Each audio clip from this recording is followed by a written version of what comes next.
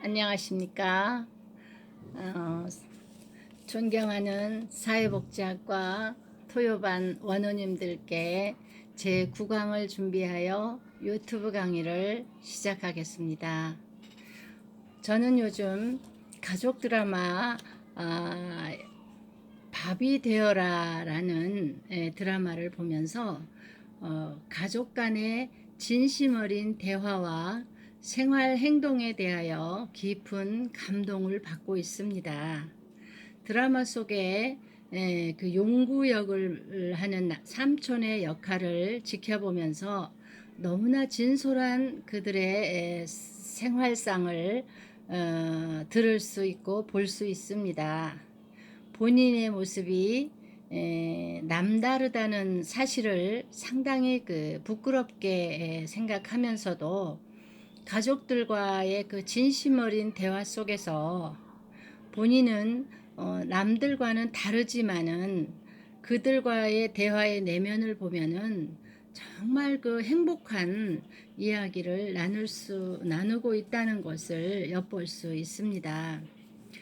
그 가족들의 삶 속에서 서로 위로하고 서로 보듬고 그리고 어렵게 살지만은 그들의 삶 속에서는 충분히 행복한 생활을 하고 있다는 그 드라마를 통해서 가족이 어떻게 해야 행복하고 어떻게 살아야 서로 존중하고 어떤 대화를 나누어야 행복한 서로 의사소통이 된다는 그러한 사실을 제가 요즘은 드라마를 통해서 감동을 받고 있습니다.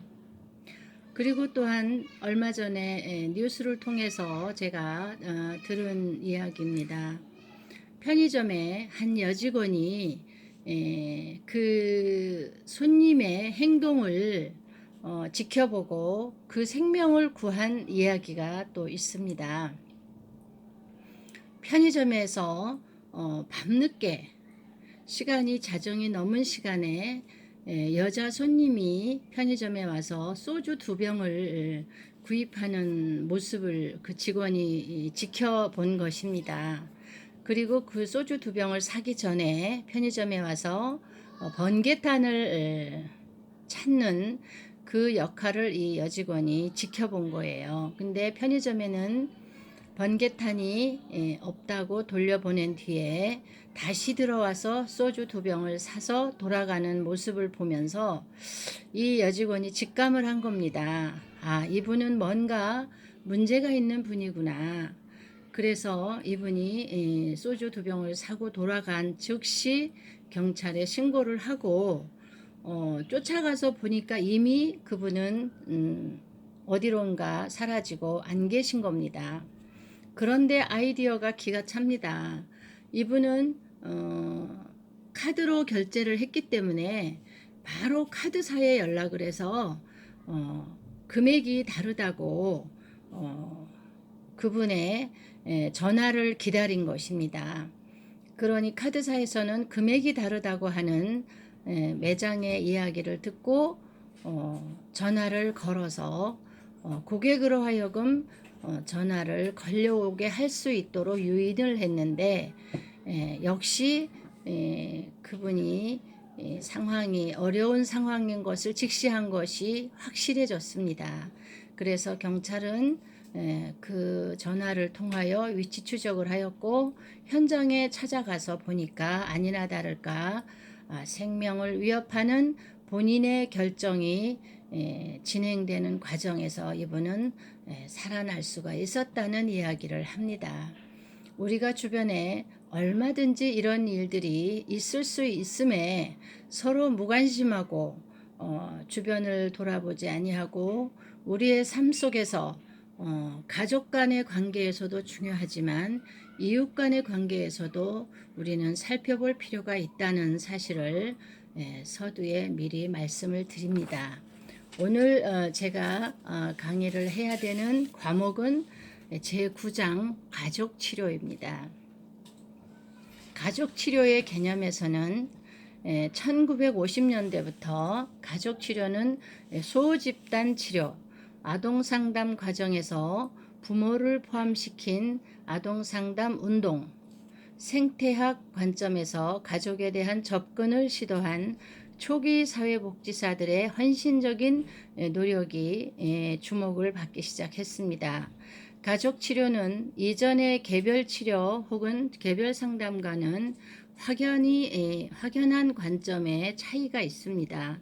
개별 치료는 개인의 성격 형성이나 현재의 문제에 가족의 영향력을 인식하면서도 그러한 영향력은 내재화되어 개인의 행동을 지배하기 때문에 개인의 초점을 맞춘 치료가 가능하다고 봅니다. 그러나 가족 치료는 가족 체계의 변화에 초점을 맞추고 가족 체계가 변화하면 개인의 삶도 이에 따라 변화한다는 관점에서 기초한 과목이기도 합니다. 그러면 가족 치료의 종류는 여러 종류가 있는데 4가지 종류를 살펴볼 수가 있습니다. 먼저 가족 치료의 첫 번째 보웬의 가족 치료를 들 수가 있습니다. 이 보웬이라는 분은 대가족 제도에서 장남으로 태어나신 분입니다. 그래서 장남에 대한 부담이 엄청 컸기 때문에 이 가족 치료의 대가가 된 사실을 알 수가 있습니다. 이 이론적인 특성으로 보면 가족 치료의 선구자들이 사회적 산물로서의 인간을 인정하면서도 대체적으로 관심의 초점을 핵가족에만 국한시켰다고 합니다. 그러나 머레이 보웨는 핵가족에 초점을 두면서도 가족을 이해하기 위해서는 적어도 3대에 걸쳐 진행되어 온 과정을 이해할 필요가 있다고 주장하고 어느 시기이든 이 3대가 주요한 정서적 장을 이룬다고 보았습니다. 보웬 이론의 핵심은 통일성, 그리고 개성이라는 양극의 두 세력을 중심으로 발달되어 왔고 동질화 쪽으로 기울면 융합, 미분화라고 합니다. 자주적으로는 기능할 수 있는 능력인 분화 또는 양극단의 어느 한쪽으로 치우치는 것을 막고 보웨는 현재의 가족관계를 원가족과의 분화의 정도가 반영된 것이라고 보았습니다. 보웬의 가족치료는 항상 방법보다는 방향에, 기법보다는 이론에 치중하였기 때문에 가족체계 이론 중에서 가장 체계적이고 영향력 있는 이론으로 꼽히고 있습니다.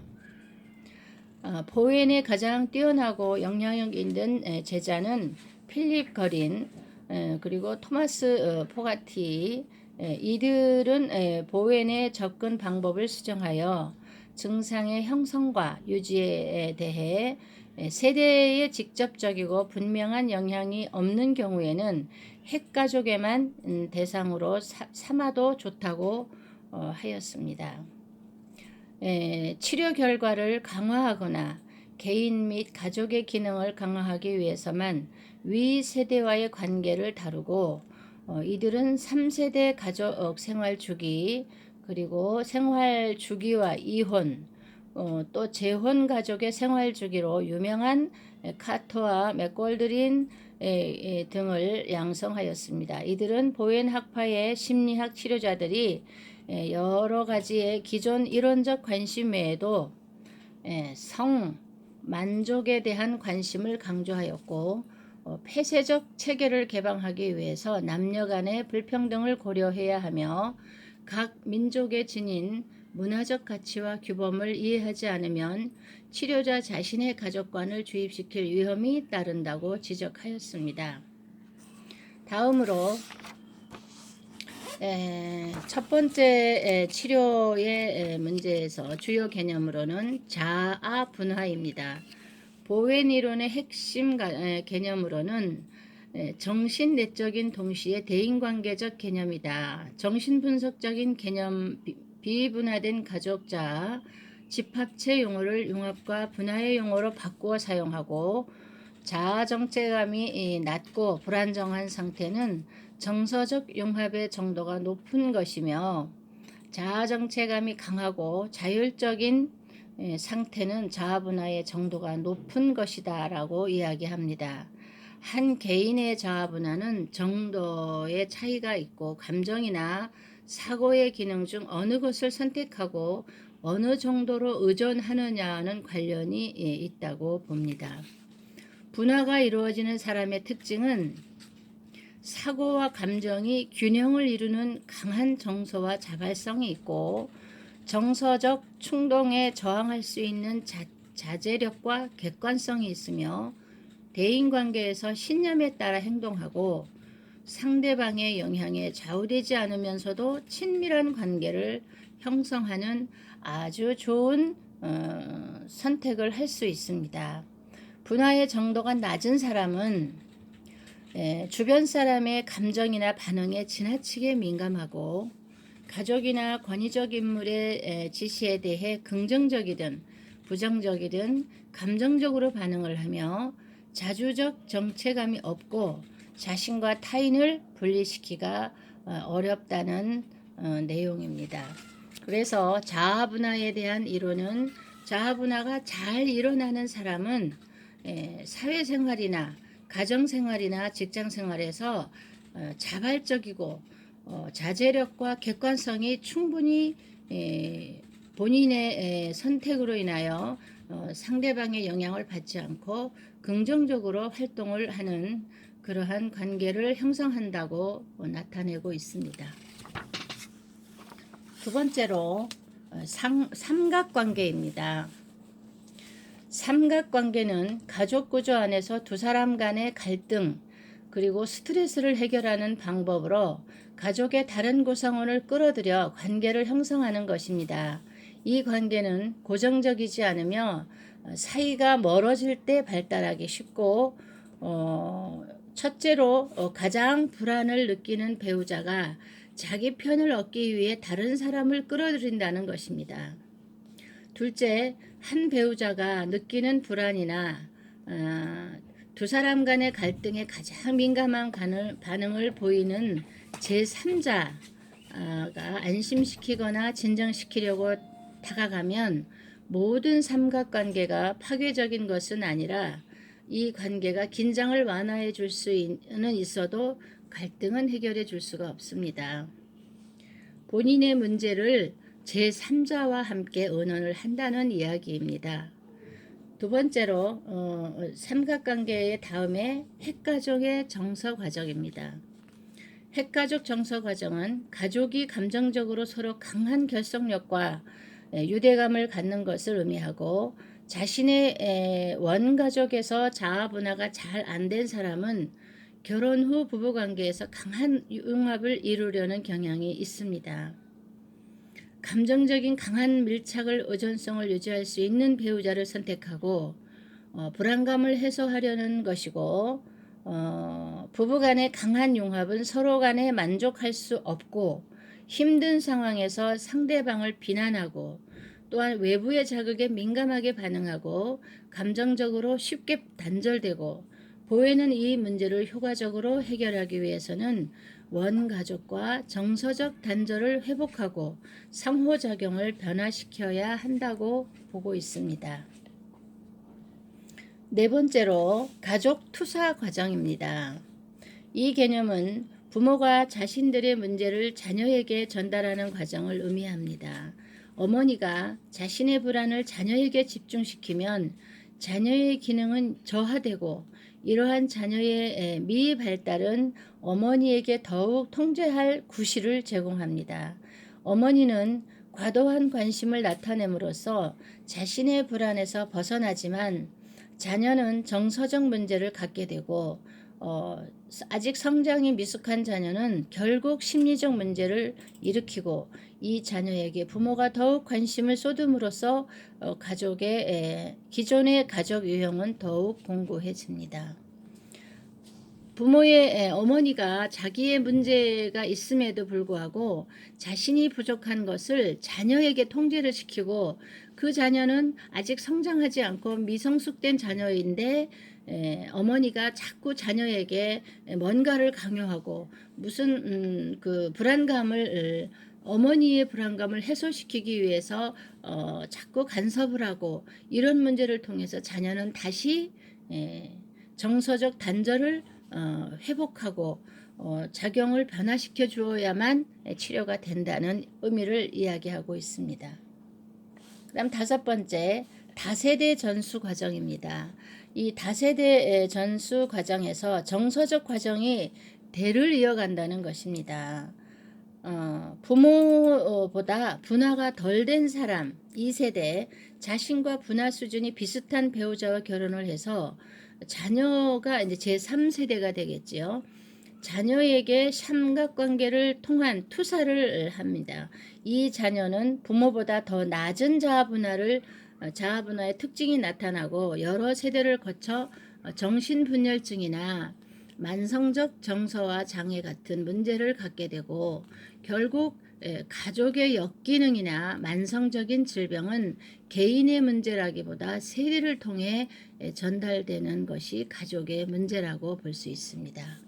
다음으로 6번째, 출생순위에 대해서 이야기합니다. 출생순위에 따라 고정된 성격적 특징을 발달시키는 것으로 부모와 자녀들이 맺는 복잡한 삼각관계에 초점을 두고 장남 또는 다른 형제들 권력과 권위를 추구하고 부모와 강한 감정적 유대관계를 가지고 삼각관계에 빠질 위험이 높으며 자아분화 수준이 떨어질 가능성이 많습니다. 반면에 다른 형제들은 집안 내에서 약자로서 자기 위치에 만족하지 않고 상대적으로 외부의 경험에 대해서 개방적이고 독립적이며 분화 수준도 높아집니다. 이와 같이 주어진 가정 환경이 동일한 영향을 미치는 것이 아니라 출생 순위에 따라 형제들마다 경험하는 것이 다르다는 것입니다. 다음에 7번째, 정서적 단절입니다. 이 정서적 단절에서는 세대 간의 자신의 부모와 정서적 관계를 단절하는 것입니다. 이미 미분화를 처리하는 방법으로 세대 간의 정서적 융합이 심할수록 단절이 일어날 가능성이 큽니다. 즉 부모와 감정적 융합을 이룬 사람은 자신의 정체성 상실에 대한 두려움 때문에 감정적 단절을 통해 문제를 해결하고자 합니다.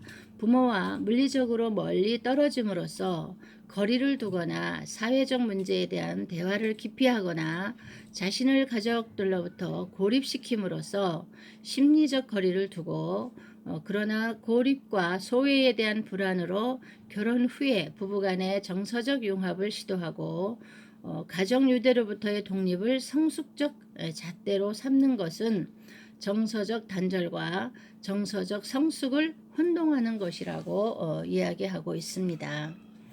8번째, 사회 정서적 과정입니다. 사회에서 일어나는 정서적 과정이 가정 내의 정서적 과정을 영향을 미치는 것으로서 사회적 압력으로 작용하는 실업률, 성차별 등이 가정 내의 기능적 분화 수준을 떨어뜨릴 수 있다는 것입니다.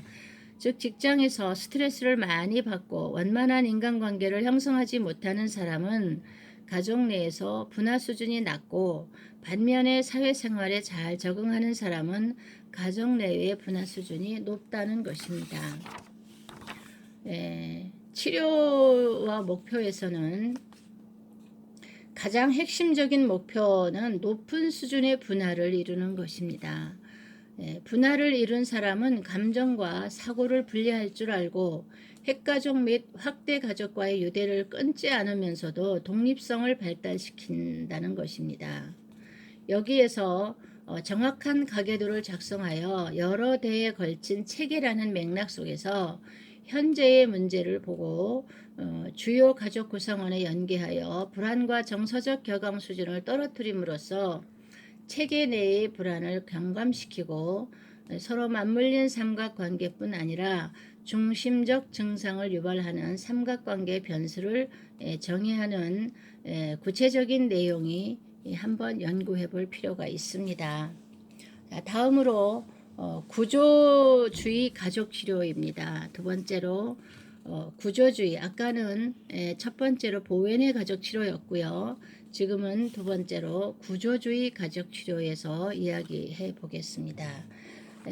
구조주의 가족치료에는 미누친이라는 사람이 이 주요 개념을 만들었는데요.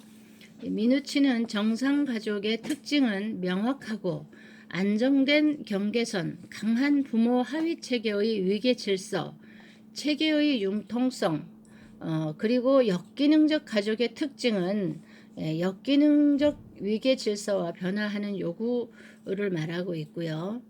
이 욕구에 대한 부적절한 반응이라고 개념을 정리하였습니다. 그러면 미누친이 정상적인 가족의 명확한 경계선이라고 하면 부부가 먼저입니다. 부부라고 하는 것은 처음에 여자와 남자가 만나서 결혼을 하게 되면 가족을 이루게 됩니다. 그러면 그 부부의 경계선은 정확하게 맨 상위 체계로 들어가고요. 그 다음에 부부 다음에는 부모가 되는 것입니다. 자녀가 생기는 것이지요.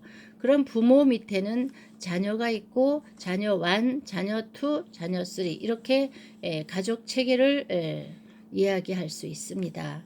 그럼 가족 구조에 대해서는 어떻게 되느냐? 가족 구성원이 상호작용 방식을 조직화하는 것으로 하나에 보이지 않는 기능적 유형이 있습니다. 이것은 역할에 대한 기능이 있고요. 그 다음에 그 가족 체계를, 가족 구조를 이야기하려면 또 규칙이 있습니다. 아버지는 직장 생활을 하셔서 경제활동을 하시고 어머니는 가정을 돌보는 가정사를 활동하는 책임이 있다는 것을 가족 구조에서 살펴볼 수가 있습니다.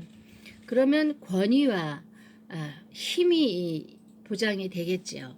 그리고 아버지는 경제활동을 함으로 인해서 권위가 있는 것이고 어머니는 가정생활을 돌보시는 가족 간의 어떤 구조적인 권위와 힘을 이야기하면서 가족 내에서 의사결정을 하고 어떤 규칙을 만드는 것을 가족 구조의 내용에 들어갈 수가 있습니다. 그럼 하위 체계는 무엇이냐? 가족 구조에서 하위 체계는 자녀들을 이야기할 수가 있습니다. 가족은 다양한 기능을 수행하는 하위 체계로 분할을 하고 모든 개인은 하나의 하위 체계에 속하고 또는 그 이상의 집단은 성별, 나이, 공통 관심사에 의해 결정되는 또 다른 하위 체계를 구성을 합니다. 부모, 자녀와 같이 분명한 하위 체계에도 존재하지만 드러나지 않은 역할에 의한 하위 체계 구성이 가능성은 무한하죠. 아들이 이들의 존재에 주목해야 합니다. 전통적으로 기능적 가족에는 부모는 자녀를 지도하고 자녀보다 높은 위계를 갖지만 역기능적 가족이 있을 수도 있습니다. 이 역기능적 가족이라고 하는 것은 부모가 역할을 하지 못하고 자녀가 생계를 유지해 가는 경우도 있습니다. 그러면 역기능적 가족이 돼서 자녀의 권위가 높아지고 또 경제활동을 하는 가족이 뭔가 권위와 힘을 바라는 역기능적인 이야기를 할 수가 있습니다. 이런 높은 위계를 갖지 못하고 결손 가정 또는 부모의 자리가 알코올 중독자를 대신해서 자녀가 부모 역할을 하는 경우도 역기능에 속한다고 할 수가 있겠습니다. 또 연합이라는 대목에서 두 명의 가족 구성원은 하위 체계들이 협력하여 상호작용을 하는 것입니다. 긍정적 연합은 가족 혹은 개인의 복지에 기여하지만 부정적 연합은 경직되고 배타적인 성격을 지니고 문제를 야기시키죠. 다음에 경계선에 대해서 경계선은 다른 사람들과 접촉하는 수준을 규제하는 눈에 보이지 않는 장벽으로 위계와 거리를 조정하면서 가족 개인 하위 체계의 자율성을 보호합니다. 구조주의 가족 치료에서 중요한 목표는 경계를 명확하게 하는 것입니다. 경직된 경계선이라고 하는 것은 지나치게 엄격하고 외부 체계들과의 접촉을 허용하지 않습니다. 때문에 이런 경직된 경계선에서는 너무 분리되어 있어서 다른 구성원에게 영향력을 행사할 수가 없고, 경직된 경계는 친밀성을 감소시키면서 독립심을 고취시킵니다. 부모님께서 자녀들에게 선을 넘지 못하는 권위주의적인 부모인 경우에는 너무 자녀들에게 경직된다는 사실을 이야기하고 있습니다. 또 명확한 경계선은 부모가 할 일, 자녀가 할 일, 부부가 할 일을 구분을 해가지고 긍정적인 경계선을 이야기하고 있습니다. 부모가 자녀와의 관계에 적절한 거리를 두고 독립심과 자율성을 보장하면서 상호 지지적 관계를 형성한다는 것입니다.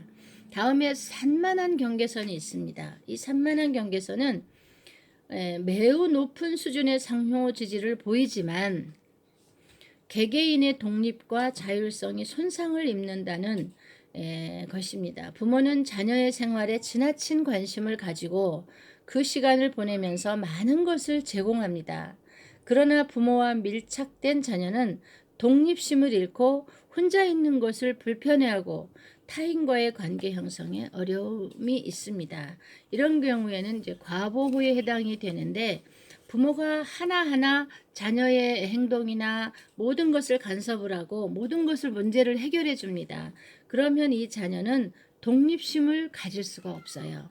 이런 것을 산만한 경계선에 해당이 됩니다. 다음으로 경험적 가족 치료에 대해서 이야기를 하겠습니다. 대표 연구자는 사티어의 가족체계 인지, 행동, 또 인본주의 심리학에서 기초한 민감성과 감정 표현을 강조합니다. 사티어는 가족치료에서 최초의 여성 치료자의 개척자이십니다. 세계에서 가장 유명한 가족치료 교사로 알려져 있고, 사티어의 접근은 클라이언트에 대한 이해를 왜곡하는 가정을 하지 않고 감정이입적 방법을 통해 클라이언트의 실존적 세계의 치료자로 들어가서 이해할 것을 강조하였습니다. 과거의 상처와 역기능적 행동으로부터 새로운 의미를 찾고 만들어내는 방법을 습득하게 함으로써 클라이언트를 지원을 하는 것입니다. 그리움을 재조명하고 현실적 방법으로 그 바램을 다루며 인식을 재구조화하고 보다 더 자아 통합적이고 일치된 방법으로 감정을 다루는 방법을 활용합니다. 사티어는 오랜 가족 치료 경험을 통해 문제가 있는 가족 구성원이 공통적으로 사용하는 역기능적 의사소통 유형이 있음을 발견하고, 사티어는 의사소통을 통해 정보를 주고받는 과정이 언어적, 비언어적 과정, 그 메시지 일치성과 불일치를 강조하였습니다. 이상으로 간단하게나마 4가지 기능 중 3가지를 제가 살펴봤습니다.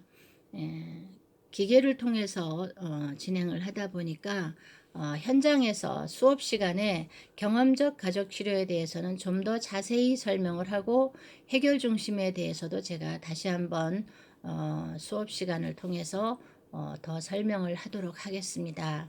이번 제9장에서 예제를 하나 드린다면, 문제를 4가지 치료 방법 중에서 첫 번째 보웬의 가족치료, 두 번째 구조주의 가족치료, 세 번째 경험적 가족치료, 네 번째 해결 중심 가족치료 중에 2가지를 선정해서 간추려서 기록을 하는 것을 예제로 드리겠습니다. 오늘 학교에서 얼굴을 뵙고 선생님들하고 수업을 진행해야 되지만 학교의 비대면 수업을 저희가 지켜야 되겠으면서 5월 8일에는 함께 얼굴을 볼 수 있지 않을까 봅니다. 중간고사 준비하시느라고 수고 많으신 우리 선생님들 좋은 결과가 있으시기를 기대합니다. 그리고 오늘 이 수업을 통해서 짧게나마 선생님들이 바쁜 시간을 내서 한번 읽어보시고 예제 문제도 기억해 두셨다가 기말고사에 큰 도움이 됐으면 좋겠습니다. 오늘 일터에서 수고하시는 우리 선생님들 건강하시고 다음에 뵐 때까지 또 우리는 또 설레이는 마음으로 기다려 봅니다. 우리 선생님들 그동안 수고하셨습니다. 감사합니다.